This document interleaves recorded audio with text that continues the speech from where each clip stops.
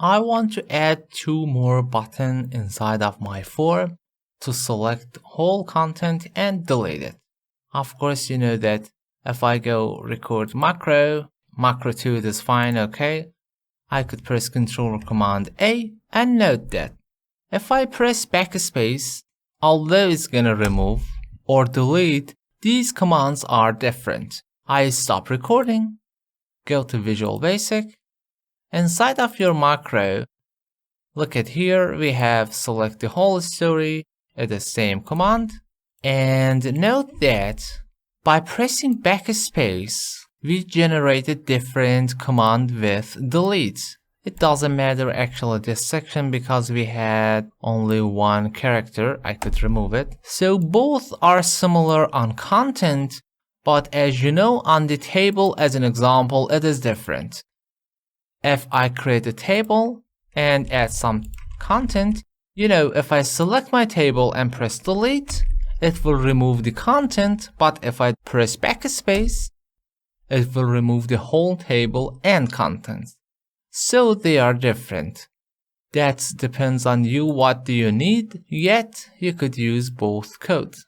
As an example, inside of Mac, we don't have backspace, so better to use the delete command.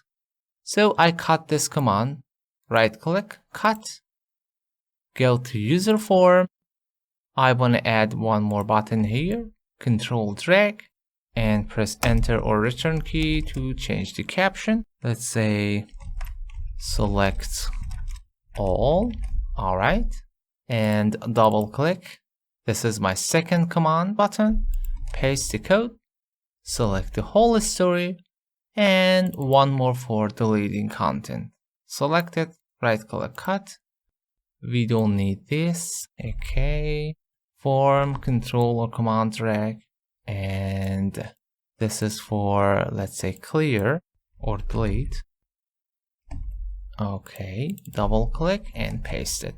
So selection that whole story, select the whole and delete. Let's try is it working or not. Word, macro, run macro, test, run, select all and clear.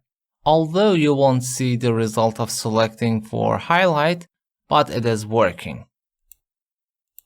By clearing, nothing gonna remove because it didn't select it, but we could use select all and clear. I will mention about updating forms and Word later on, don't worry. Just let's work step by step to realize it.